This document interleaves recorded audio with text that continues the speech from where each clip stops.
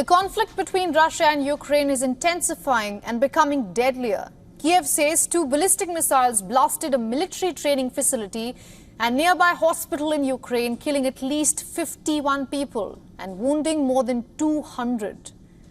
This is one of the deadliest Russian strikes since the war began.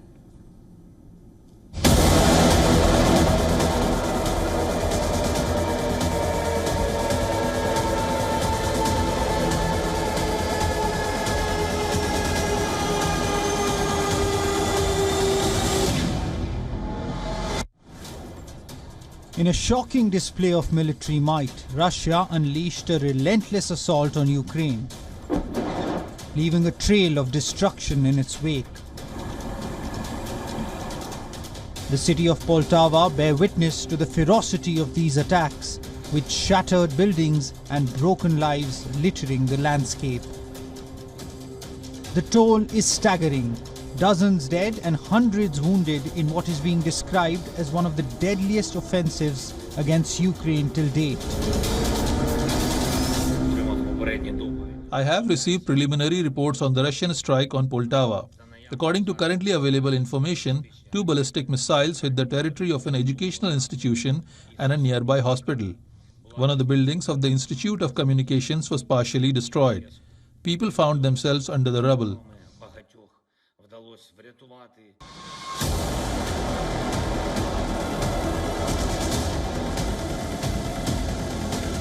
Ukrainian officials say that the weapons employed in this brutal onslaught left civilians with precious little time to seek shelter once air raid sirens blared.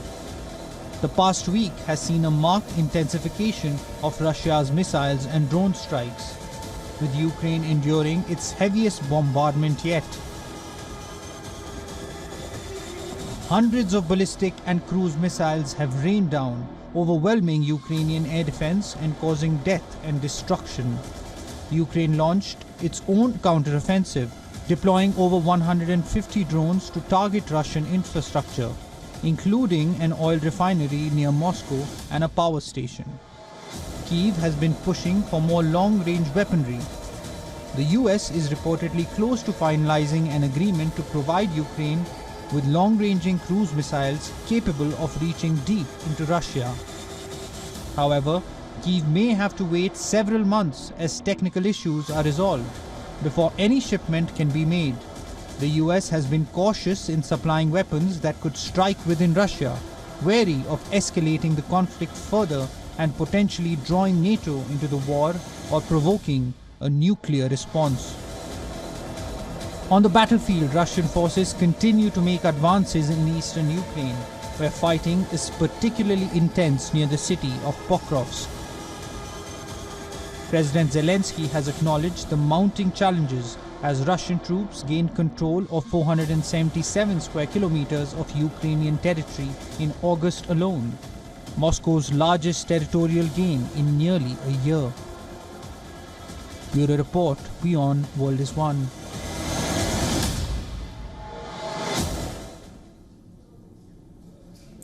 And to take this story further, we are now being joined by Bishop Garrison from Virginia, United States. He is the former senior advisor to the Secretary of Defense. Welcome to the broadcast, Mr. Garrison. Thank you for having me. Now, Russia launched one of its deadliest strikes on Ukraine since the war began. Has Kiev miscalculated its war strategy? I don't believe it. I don't believe that to be the case, and I think many of my colleagues would tend to agree. What we've seen from Ukraine is a lot of impactful strategy and operations here in the past weeks and months, particularly when you talk about Kursk, when you see that they were able to take on nearly 500 square miles and approximately 100 settlements over from the Russians, as well as almost 600 total prisoners. This was a surprise to many commentators, to include Vladimir Putin himself. So what I think you're seeing now is Russia making an effort to kind of turn the tides on this a little bit, both from an optics perspective and from an operational perspective, as they look to push in other areas and see where else they can pick up the pace a bit, since their own offensive operations have stalled elsewhere. Right, Mr. Garrison, speaking of Russia, at a time when the war is worsening, President Vladimir Putin is in Mongolia, where he faces an arrest warrant for the same war. What do you make of this posturing? Well, I think it's exactly that. It's posturing by a dictator that sees himself in a position in which he needs to reestablish and steady his own optics with his own base and with his own partners across the world, particularly. Mongolia is a safe place for him to go to. They have a land border directly with Russia. They have very, very close ties with China and a land border there as well. He knows that there's not going to be a major move to try to arrest him or take him into custody. So this is an opportunity for him to kind of flex muscles, so to speak, in this regard and show geopolitically that he is still very much in charge, or at least to make an attempt at displaying that. While at the same time, as we've already mentioned, he's dealing with a lot of upheaval on the war front, and this is an opportunity for him to try to steady his foundation a bit under his feet. All right. Now, the West has shown time and again that there is no red line when it comes to Ukraine. So as things stand at the moment, at least, do you think it is convinced enough to send long-range cruise missiles that will reach deep into Russia? Well, reports indicate that exact discussion is underway right now. We know that we've seen in previous Russian engagements with Ukraine that the United States particularly was willing, at least as it related to the land battle early on, to allow Ukraine some limited use of its weaponry right along the border with Russia earlier in the summer.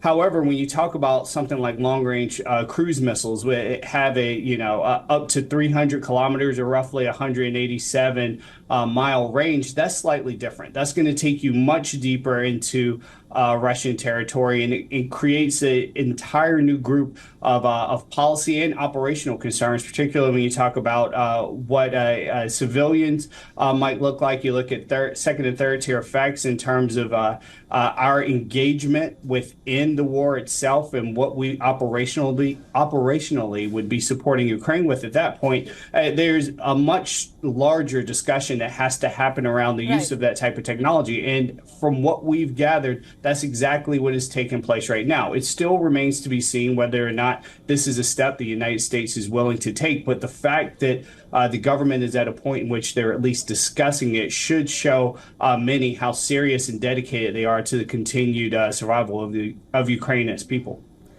All right, Mr. Bishop Garrison, thank you so much for joining us here in WION and getting us your insights. Thank you again. For all the latest news, download the WION app and subscribe to our YouTube channel.